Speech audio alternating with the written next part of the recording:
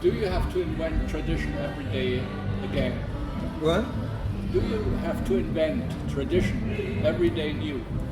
Oh, yeah, I guess so. I mean, but it's you choose. I mean, it's like a lifestyle that you pick with what you do with your music. You know, it's like you can do, you know, be part-time about it. You can walk off stage and change into whatever clothes, think whatever you want. You can do all those things. But I mean, if it's something that's constantly within you and you're constantly processing it, that's a way that, I mean, that's what I like to do. Is I like to constantly keep myself thinking about different things and what tradition could mean and how to mold that. So yeah, I that don't think we invent tradition daily, but we interpret tradition daily. Yeah. And that's a thing for us. And then, you know, when it comes through us, it becomes something that's very rooted, but also something that's new at the same time, because it comes through us and our experiences now, yeah. But you write new songs as well. Sure, yeah. But that's not how that. a country girl looks like.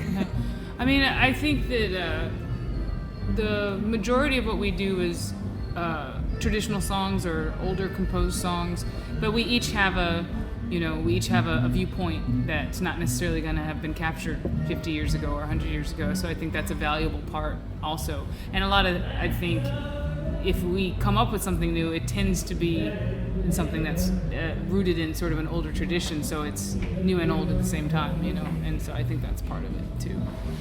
So what do you think of the European audience? It's not their kind of music. They're not brought up in this kind of tradition. They seem to really love this kind of music. Are you a bit curious about this? That people from Europe love this music? Well, No. go ahead. I think it takes sometimes being out of the culture to truly appreciate it and to give the people who are doing it, you know, even more impetus to keep doing it. You know, I think it's hard when you, like in America, I think people take this music for granted. You know, it's just kind of like, oh, it's just that bluegrass stuff, you know, and they just call it all bluegrass, and you know. Whereas here, and since it's new, since it's not in people's history or traditions here, they look at it with eyes that just see all of it, you know, rather than just sort of what they think it is. And I think that's really refreshing for us, because we get really good questions and people are really interested in it, rather than just sort of having, oh, I know what that is, you know. They don't, so they actually learn more about it than people at home do, you know. Yeah. You call it bluegrass. We don't. No. Because you just... No, but I'm just saying that a lot of people in the States, they've sort of put it all under, oh, that's that bluegrass stuff, you know, when it's really not at all, you know. What would you call it yourself? Newgrass. No, definitely not newgrass. Well, see, in the States, That's a there's whole I nother... don't mean that newgrass. Not the jazzy style. Newgrass. Yeah. New grass. New old time, I guess. Yeah, I mean that's a tricky question. I mean, it's like the easiest thing is to just talk about the fiddle and banjo stuff that the group Play is a based tricky around. music.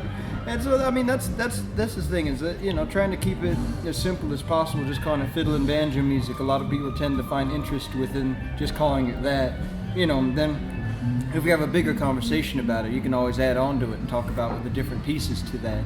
But you know, keep it as simple. You play quite interesting kinds of banjo as well. Oh yeah. They're not the usual bluegrass stuff. That's the one banjo we don't have. It's a bluegrass style banjo. Well, I mean, on stage throughout the show, you get to see a 5-string banjo, Open back, which is the typical old-time banjo. We have a minstrel style banjo in the 1840s style, which is a lot lower in tone. There's a plectrum banjo, which is a 4-string banjo with a long neck, and then also a tenor banjo, which is the 4-string banjo with the short neck that Layla plays. And so you can see quite a variety of banjos. Is it hard to find these instruments, or? Not in the States. The minstrel banjo, I'd say, is more uncommon. But there's now quite a few people who are making them. Like the guy who makes mine, Jim Hartle, he has taken apart these vintage instruments and made them completely to spec, you know, and they're incredible. So there's people who are making. You can get them. You have to dig a little bit, but they're there. Yeah. What I always wonder is, when I meet people as young as you are, that you stick to this kind of music. That usually the youngers, they go into rock, hip hop, singer-songwriter if they're more on the softer side. you stick to real old time, kind of old time music, to the real tradition, trying to revive it, and you won't get very rich with that, won't you? Well, you have to see.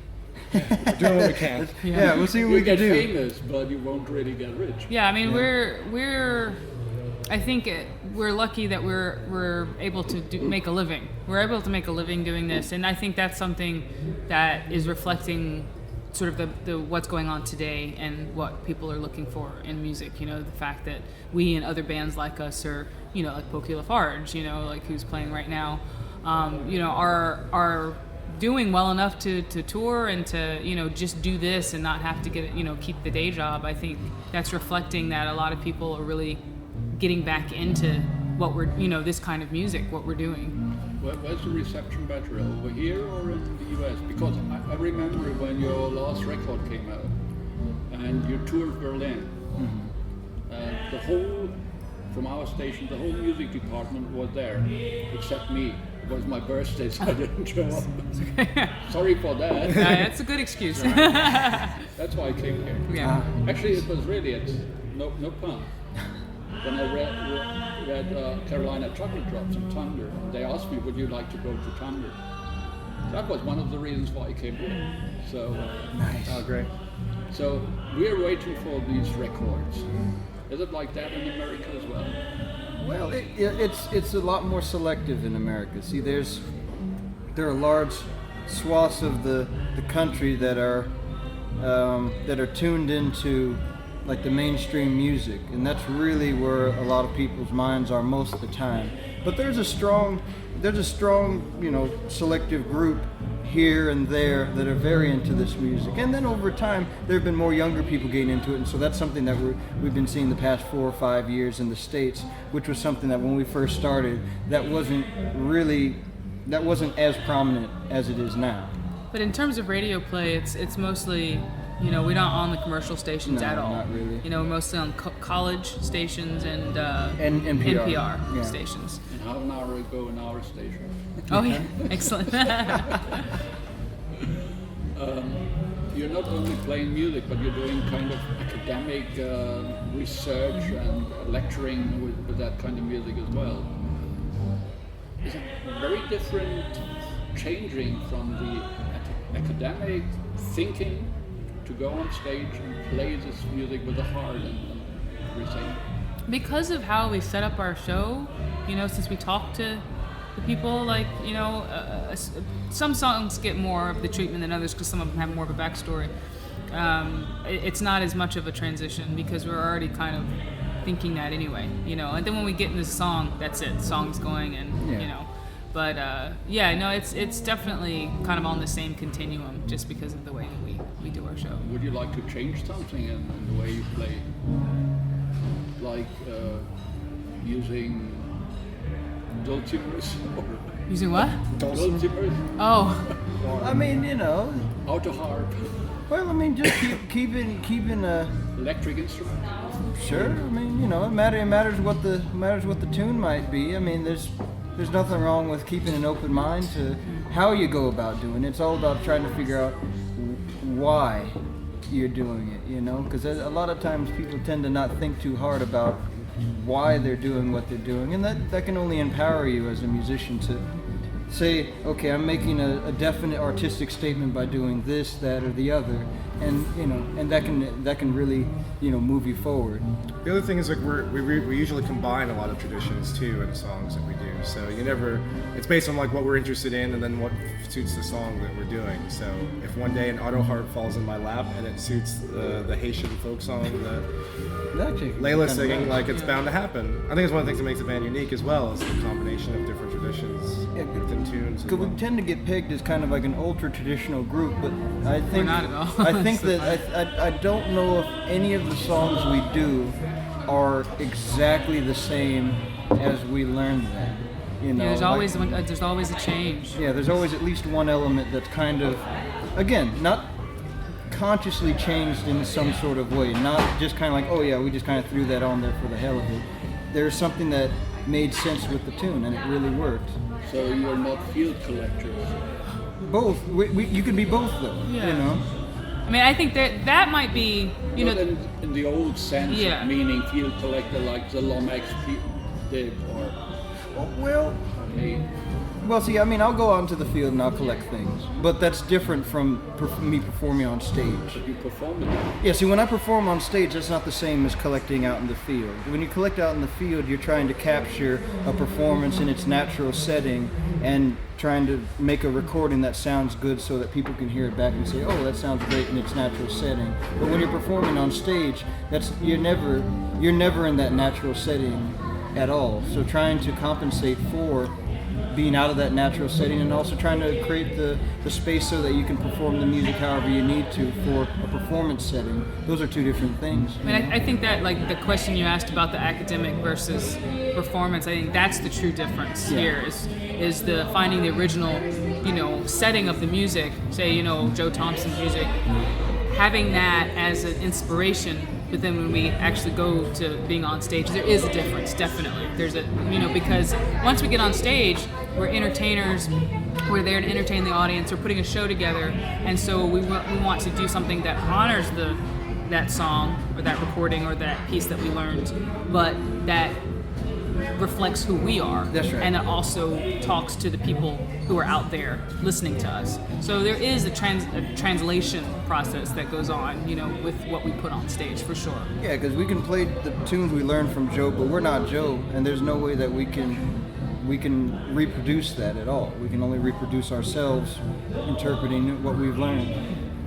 If you had the chance of changing something in music or music business, I think it's much better. What would that be? Oh, where do we start? How long do we have? What Change something in the music business? If we could mean, change something? Oh, opportunities. Yeah. Just getting the foot in the door. That would How be long did great it to make take it you? easier. You know, we were very lucky in the way that since we stepped in through the academic field, and also it was the black string band music was a unique type of folk music that we were playing.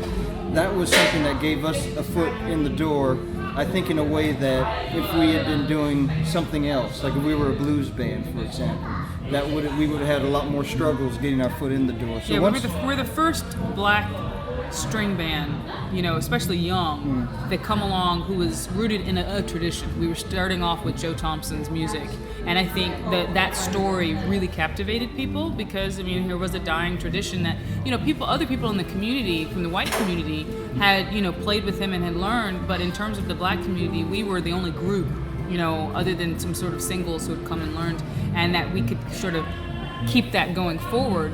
That was a big hook for people, and it was a big story. And there's another black string that still plays, the Ebony Hillbillies. And see, the other thing that was very unique about our group is that we were also very, digitally capable. Rhiannon knew how to design websites, and we were the first black string band to really have a strong web presence and work that part of it too, so that people could read about our group, they could get interested, and then YouTube came along around the time that we first started. So we had a lot of ways in which we used technology on top of doing our traditional music to get people interested and also to present our music in a lot of different places at one time. I would say you were the first string band, no color at all, which was worth listening to from the youngest string bands. Oh, I appreciate that. Actually, I don't care about black or white, as long as it's good music, Yeah. it's music. Sure. So thanks a lot for this interview. You're welcome. Thank you. Wait for the next record. Yeah, All that's right. It's coming sometime. Yeah, sometime. Someday. Is it okay if I take some pictures?